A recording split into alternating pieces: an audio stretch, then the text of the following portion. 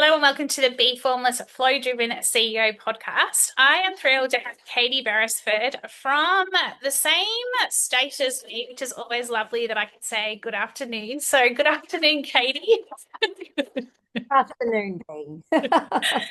Thanks for joining. I love that I can already picture where you are. You're in a village in country, which is between Canberra and Goulburn for the local listeners. Overseas, they'll be like, "Where is that?" But yeah, they generally know what's going on here in Australia. But Katie, I have been pretty excited to talk to you actually because you are a woman of many well, you wear a lot of creative hats, and I don't even think I'm going to do it justice introducing you. So I'm going to give it a little bit of a red hot crack.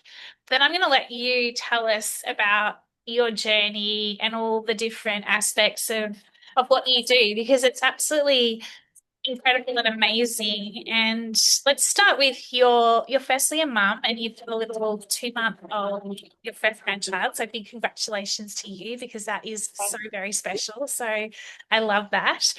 But you're also CEO of Michelle McQuaid, and you've been in the CEO role for the past 18 months. And essentially, it's an evidence-based creatively led organisation that runs programs across government, schools, and communities, building well-being, psychological safety, and the capacity to thrive through change. You're also a charismatic speaker. You're an award-winning entertainer, and you're on to, I think you said, your sixth album. You blend applied positive psychology with playful innovation to create meaningful learning experiences. You also hold a master's in applied positive psychology, and you're currently pursuing your Doctor of Education in Wellbeing Science at the University of Melbourne, I should say. You've recently had work in your recent work, sorry, on creative flourishing was published in the Journal of Positive Psychology.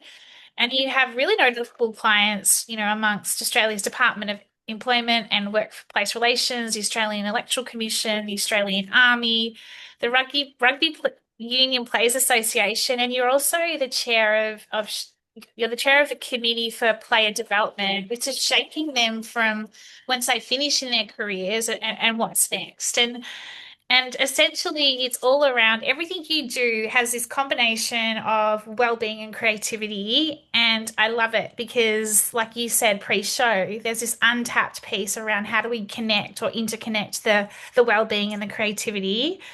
And last but not least, you have a book that you're currently having the pipelines as well around reviewing the creative academic. So I hope I got most of that right. I'm going to hand it over to you.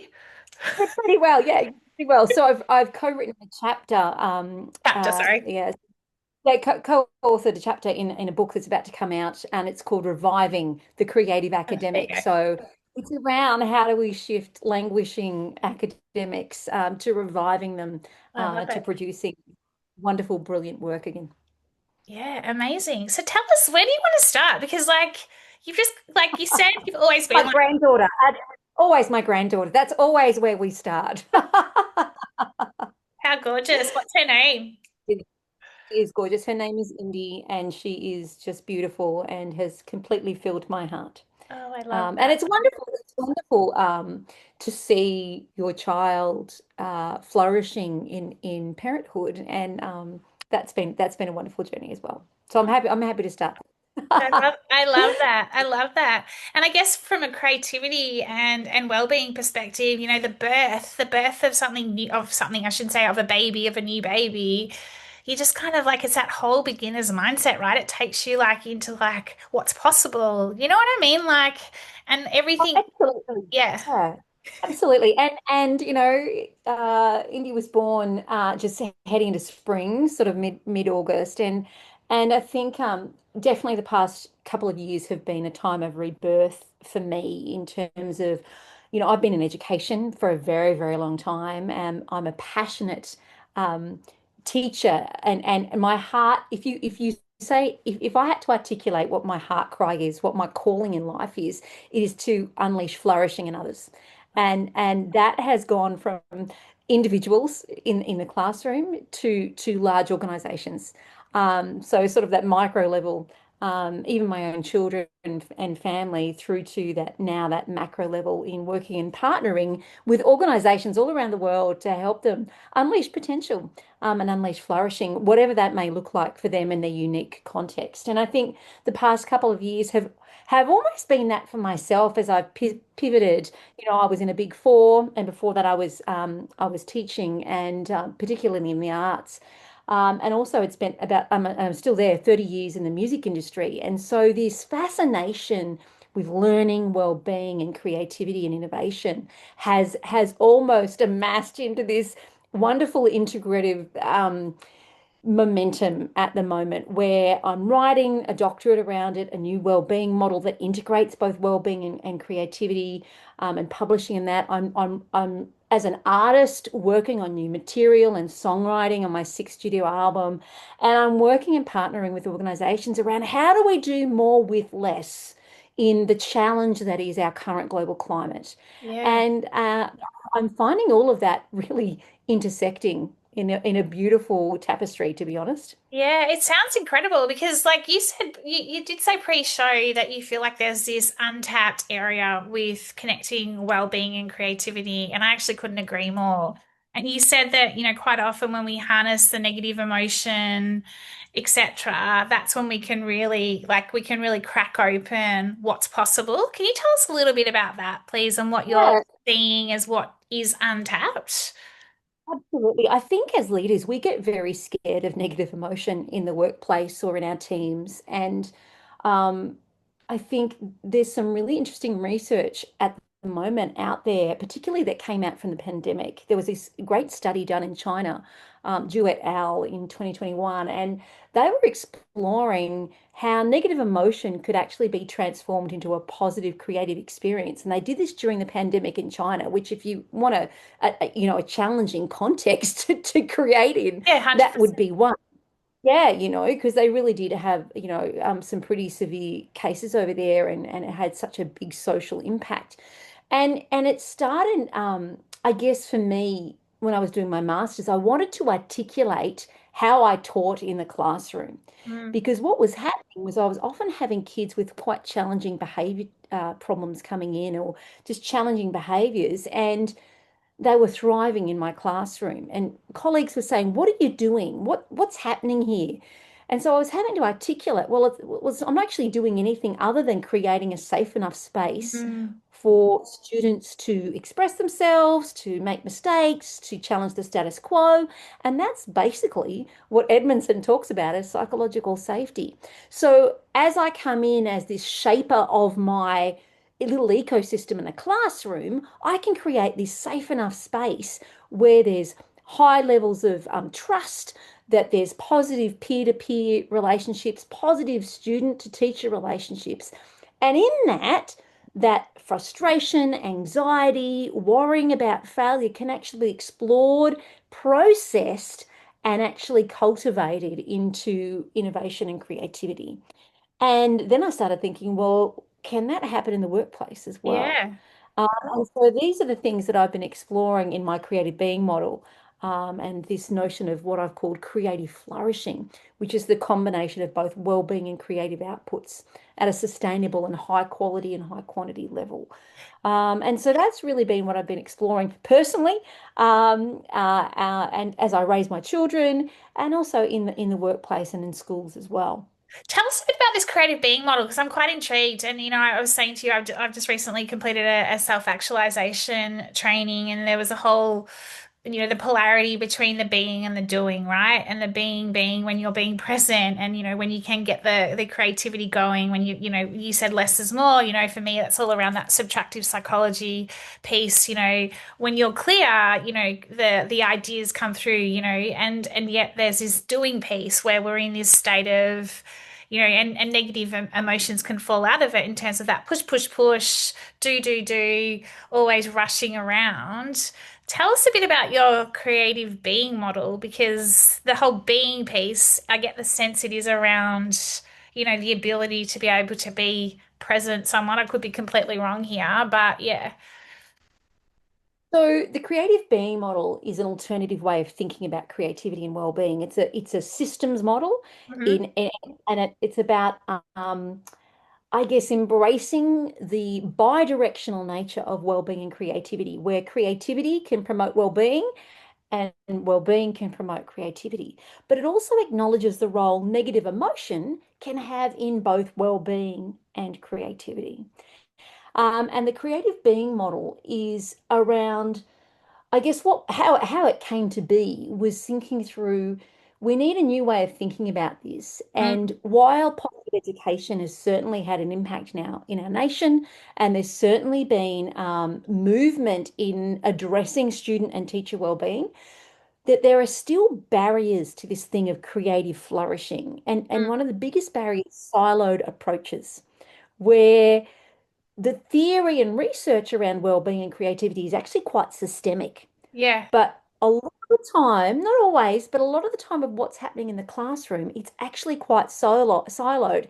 And that will look like individual subject streams, individual interventions into well-being. Like we might do mindfulness, but it's really focusing on the one person. We yeah, might do some gratitude. That's again on the one person. And we have specialist well-being leaders, and we have specialist creativity teachers. And while we've moved into things like STEM, we've still siloed it. So does that make sense? I mean, yeah, like, yeah, so we've now got STEM as a subject, yeah, but it's still siloed. So I started thinking through how it's more around not necessarily content driven, but being process driven yeah, around understanding how both well-being and creativity evolve and happen in the classroom, whether there's positive or negative emotion present. And so the creative being model talks around it. It's a model where you've got negative emotion and that sense of vulnerability that comes into the classroom. You've got inputs of student well-being and high teacher well-being. You need high teacher well-being. Teachers need to be well to actually facilitate this because you shape in the center, which is the processes part, uh, an environment where there's psychological safety and positive relationships yeah. happening. And that helps to buffer against the negative emotion and the vulnerability. But in that, students can feel they can be safe enough to take a risk, to actually be willing to be vulnerable, to say, I actually don't know how to do this, or I'm stuck, or I'm worried about failing, and actually process that through self-reflective rumination. Now, self-reflective rumination is the combination of ruminating, which is the negative Yeah. cyclical process, which you kind of need to acknowledge that negative emotion. This is the space within which I'm sitting right now. But self-reflection propels it forward.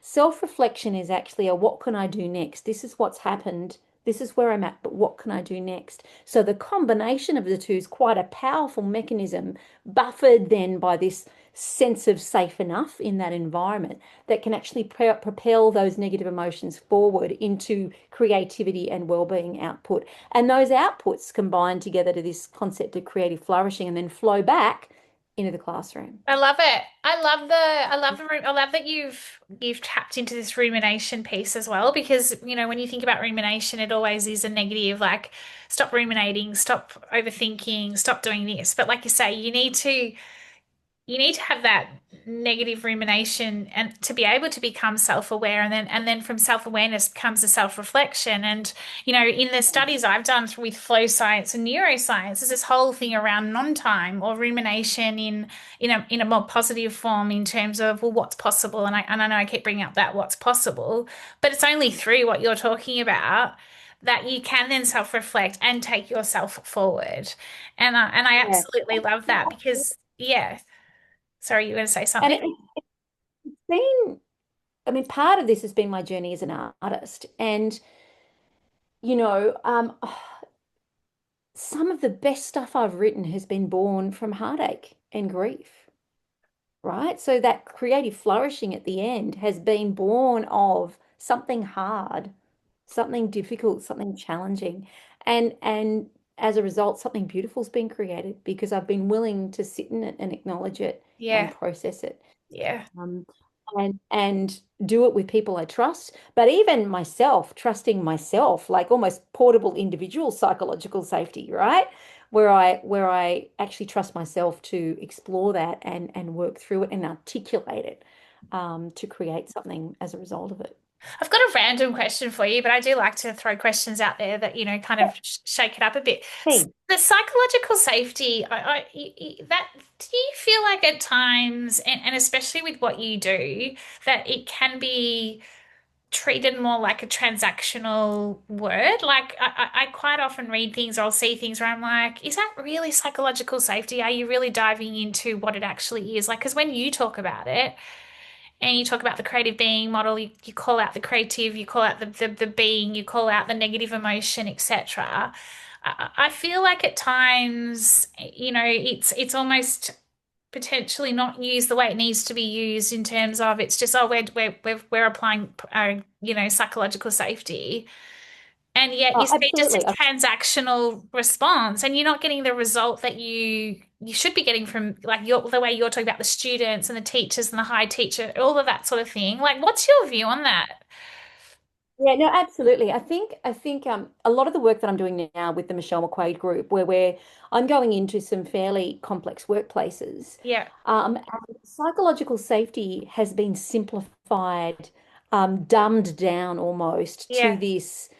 I either feel safe or I don't feel safe, and if I don't feel safe, I'm just not doing it.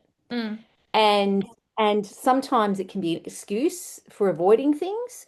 And it's also been used as oh, we don't talk about anything that could upset anyone. That's psychological safety. And that's actually not what it is. no, In fact, I'd say Edmondson argues that it's actually creating a space to actually have the hard conversations. yeah, That's what it's actually. You actually can explore negative emotion in a psychologically safe place. That's what it's about. And perfect safety does not exist no. That's because what I we're want to human. hear because it doesn't. Yeah. So when we're doing workshops with Michelle McQuaid Group, we talk around being safe enough, safe, and I say safe enough to do hard things, and to say hard things, so that we want to have these respectful conversations where we can actually explore some of these things Mm, and move through them. That is psychological safety, and that is a really powerful yeah, tool. And we repeatedly talk about being safe enough. And I was so thrilled to actually hear a client recently say that they took the material that we'd been working through and actually had a really difficult conversation with two of their leaders around the impact their conflicts were having on the entire team. yeah, right. And they sort of use this, this is not attacking you. We are all in this together.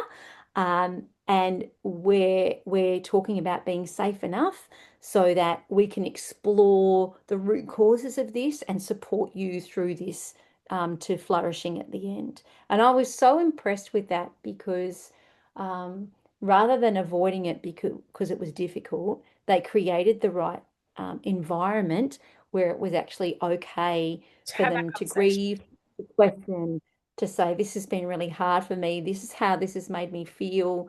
Um, and yeah, it ended up being a really incredible and productive response. And so, yeah, I do agree with you. I do think we've taken the construct of psychological safety, minimized it, and made it permission to sometimes avoid the hard stuff, where it's actually an enabler of hard conversations and doing hard things together. Yeah, because the word loneliness is coming up for me right now in terms of where we've got this, like we've had COVID, then we've got this like this, it's epic, like it's everywhere. This, the more you read about it, you're like, oh gosh, it's actually quite scary how Isolation.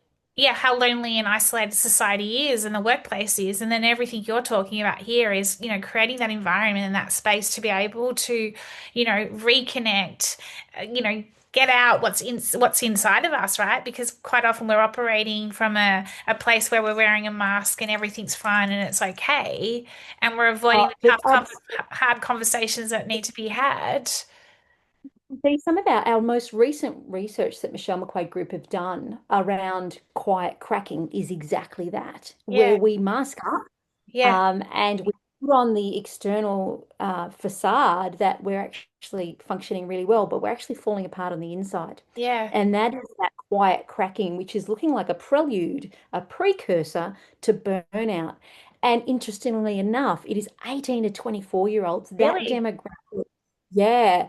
And if you think about it, they're the ones that they really miss that social connection through school and uni during those few years of the pandemic.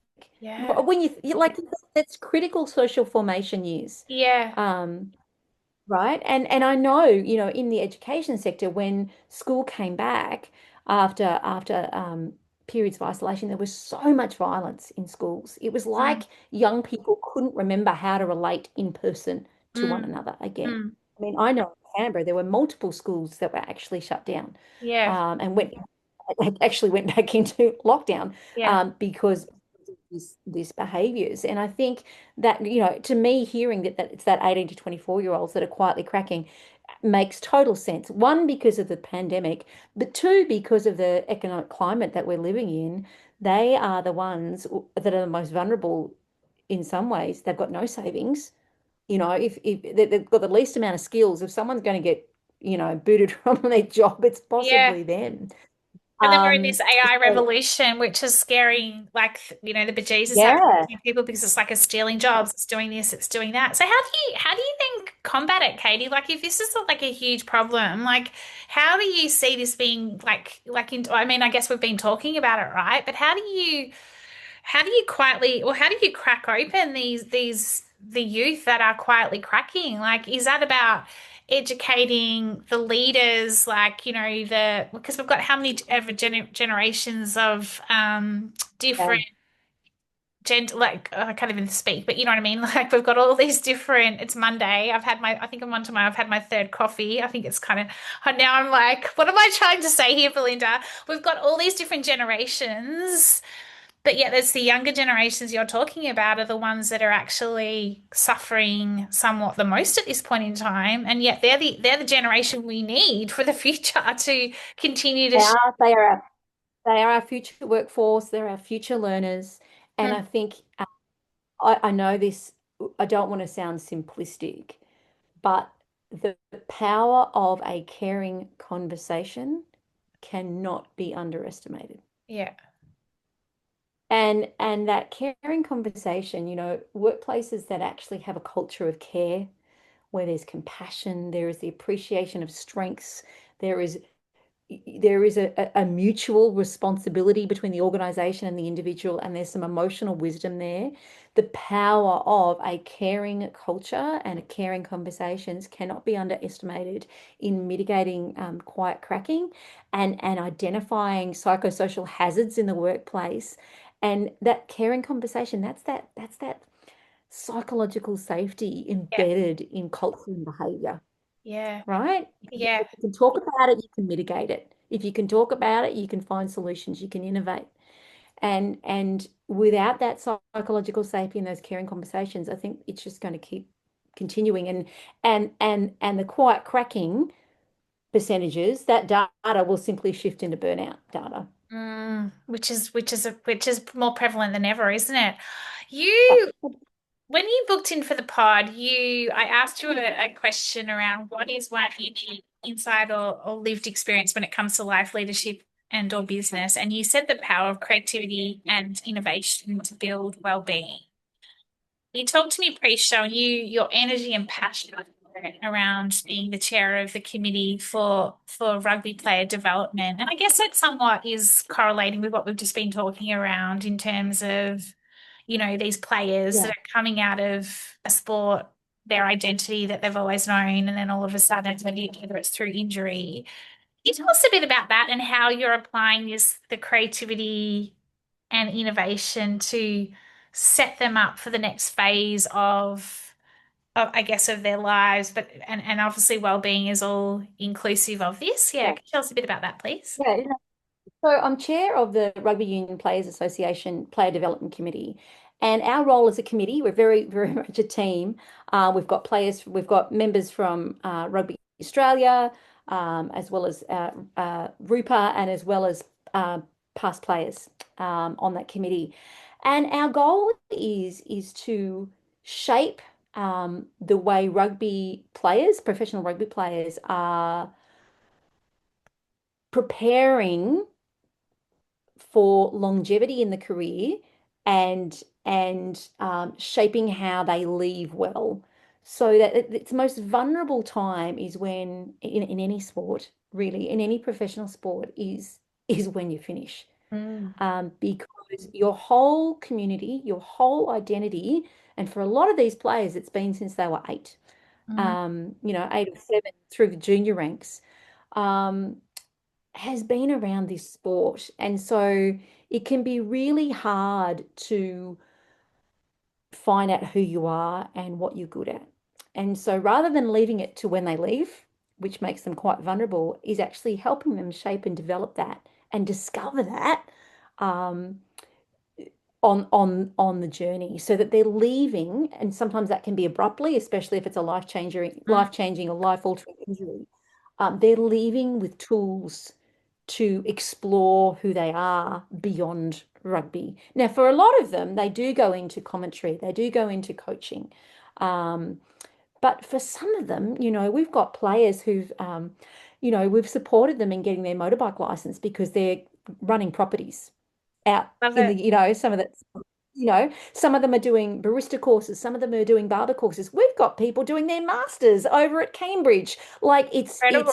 such, yeah, some are doing youth work at TAFE or CIT. So it's helping them explore and discover. And that's quite innovative process in itself, isn't Yeah. it? Who Yeah. they the strengths are, and that can, that can have some really different cultural flavors to it as well. We acknowledge the multicultural nature of rugby in Australia, and helping them shape and develop a pathway forward, from financial well-being to Amazing. personal development, as well as that vocational pathway. Which is really just opening up that creativity as well, right? Like what's possible, and then the whole well-being piece around it. How do you yourself juggle it all? Like, like everything that you have on the go when it comes to your own creativity and well-being. How do you make sure that your cup's full and that you're a CEO as well? Like there's pressure there, right? Like how do you, when you're Yeah. giving so much to others and everything you've been talking about, how do you then make sure that you're, because at times I'm my own self, sometimes I'm like, oh, I've got to fill my own cup up. Like last week in particular, I was just like, my cup is empty. And so this weekend I just filled it right up and I feel so much better for it. But, like as high performers and as leaders, we've also got to just remember to stop for ourselves. How do you do it? I think knowing yourself really well, knowing your strengths. Mm. So I know my greatest strength can also be overdone. So my greatest strength is actually perseverance, and perseverance overdone is stubbornness.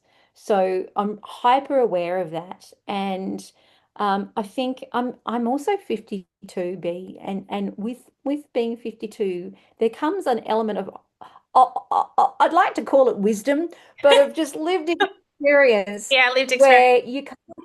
where you kind of go, I need to look after myself. So I the singing element of what I do, and the creative writing is actually life-giving for me, right? It is absolutely life-giving, as is unleashing potential in an organization. So while it's work, I've actually chosen a career pathways that fill my cup. Yeah. One of my other strengths is love of learning. So while a doctorate sounds like a lot of work, I am so happy and joyful doing it. I know that sounds nutty and crazy, No, but I it love is it. really true. I think part of it is that lived experience of I know what my gifts are, I know what my strengths are, and I lean into them. And when we lean into our strengths, we're usually doing something that we find relatively easy. So I Yeah. find it easy researching. That's not something I find hard. And being in that academic world, I find it easy to songwrite and perform. I'm very comfortable singing in front of thousands of people. I'm comfortable speaking in front of thousands of people. So I'm doing things that energize me anyway. Um, physically, I I've chosen to live somewhere that is beautiful. One of my gifts is appreciation of beauty and excellence. So I have to be somewhere. I know I have to be somewhere where I can walk and I see paddocks and beauty and lakes and that's where I live. I'm a country girl at heart, and so I live. That's where I live. So I think that I just know myself, and I think honoring that. I'm also someone who, is quite okay to say no. So Mm. when I'm asked to do something that just isn't right, and even though it might be a great opportunity, um, that I'll just go, look, that's not right for me at this point of time. And the other thing is I surround myself with really, really good people.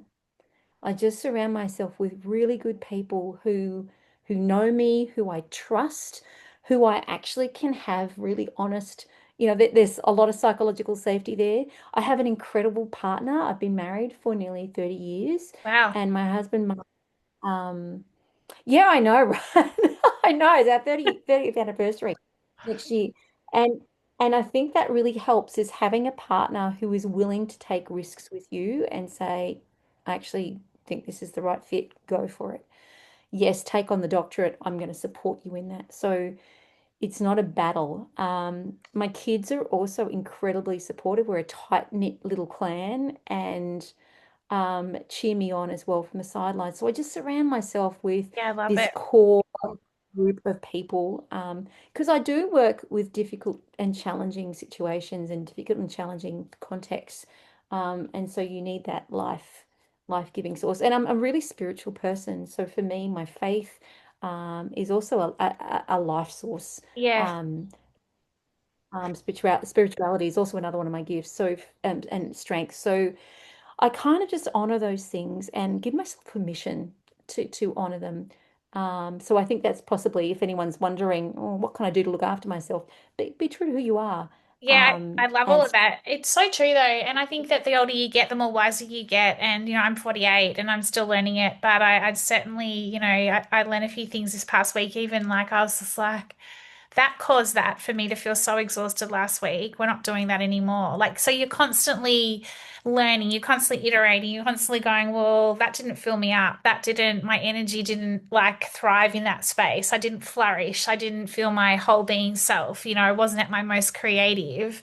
So it's that constant awareness, isn't it, as well? It's like, everything you've called out is just so critical and following that purpose for me it's your soul. When your soul is almost humming and happy, you're just guided. totally. You're just guided, in Yeah. my And opinion. it's contagious. Like we've got to remember as leaders, our behavior is contagious, whether it's negative or positive. Yeah, So totally. what am I actually bringing in to my own workplace, but to also other workplaces and the people that I connect with. And I have a piano literally just outside my office door. And usually the end of my day is usually a walk. Um, but often I will sit down as well and just play, and I'll pull out classical. I mean, I'm classically trained, but I'm not in that realm anymore. But I'll often just pull out a classical piece of music and just play, and it makes me happy. Well, that's you It getting into brings flow, me isn't it? joy. I'm going to be looking you up. I'm going to look you up straight after this and have a like, because I'm like, you go by you said you go by your maiden name, Katie Devote. Yeah, Yeah, so though I'll I have do. to, Yeah, so I recorded my first album when I was 19 in like 1994. All my album covers are just Katie's hair through the ages, really. So it's quite amusing. So yes, I'm currently recording my sixth studio album, which has been such an incredible labor of love. And I'm really privileged that I get to work with some incredible musicians in Nashville. I actually had on my 2016 album, I actually had Chris Rodriguez, who toured with Keith Urban for 8 years. yeah, wow. Wanda, who played with Taylor Swift on a couple of her Fearless and her debut album. And I've had actually one of the guitarists from who worked with Taylor Swift at the Tight End University concert that she did, potentially working on this one. So there's some lovely people that I get to work with, and what a privilege. And so this album, I think, is probably my most honest. I won't lie. I think at 52, you're kind of quite comfortable in just saying things how it is. Yeah. Um, so I've got 13 tracks and I'm about three-quarters of the way finished. So I was going to go and record vocals a little while ago, but I got a horrible virus. And so my voice sounds like I should be singing some kind of jazz in a smoky club. Oh, I love it. I look forward to. Wait, Wait, so when will the album be ready? Or have you got a date look, set? when it's done, I'm actually not putting that pressure That's good. on myself at the moment. I'm just letting it, it's just happening. It's evolving and I'd say it'll probably be released sometime next year. The book publication with our chapter 2 around reviving the creative academic, I think will be out before the end of the year. So that's really exciting. It's around well-being and creativity in the academic world, I love it. which I think is I love quite a it. challenging place to do with work at the moment. Yeah, very exciting. What would be one piece, what would be a wise word of wisdom in terms of, you mentioned before that you love getting on stage, you love presenting, you love, all of that.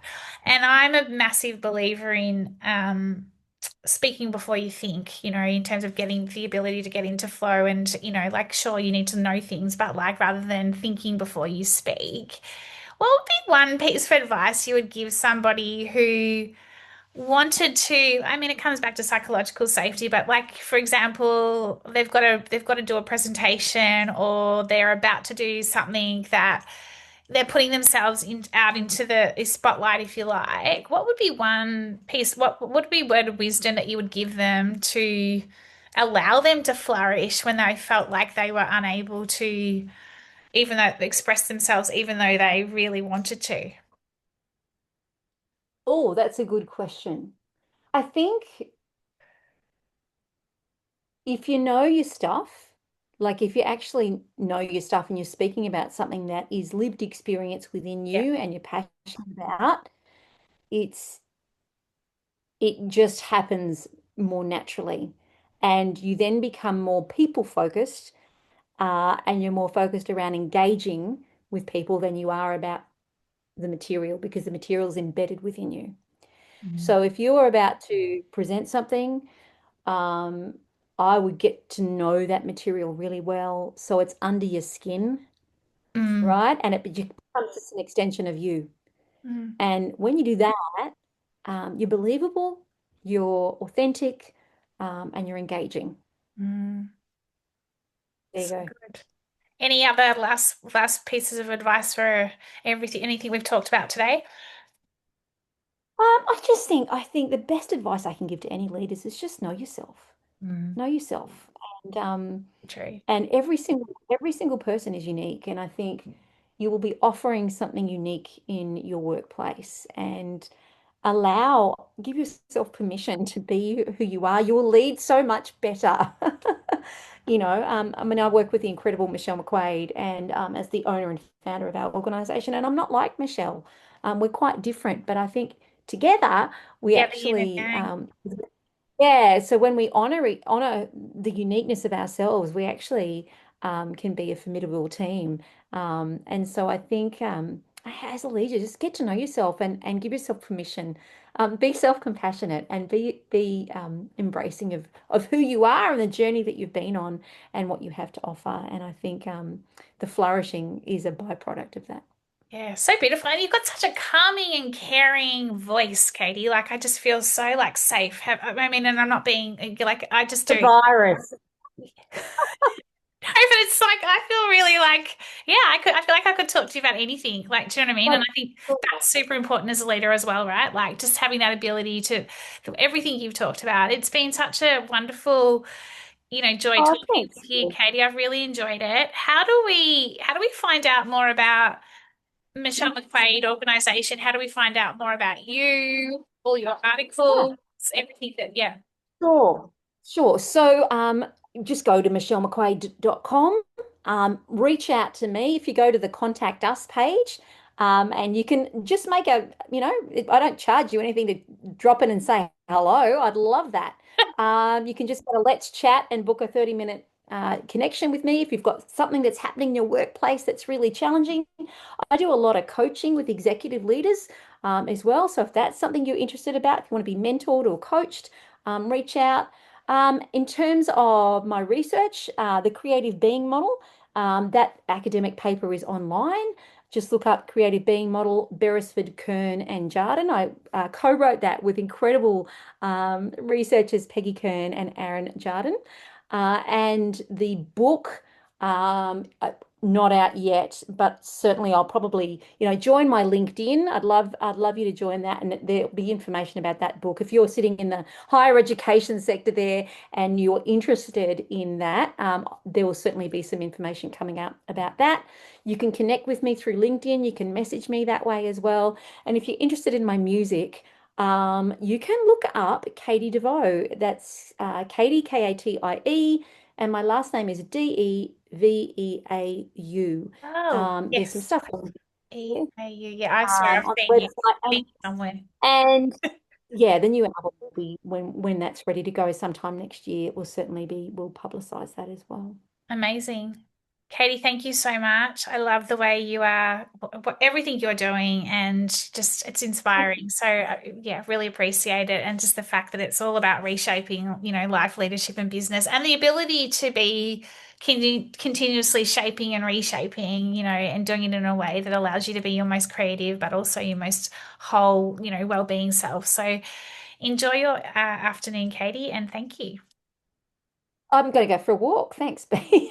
I'm actually about to take my puppy for a walk as well. Old lady So routine. My old lady routine. Go for my walk, play my piano. I'm taking my dog for a walk, and then I'm going to go and do a hot mat Pilates class. So, I love it. yeah, just getting I getting love it. the flow. It's Monday. Why wouldn't we? So, thank you. My pleasure, B. Nice to meet you. You too.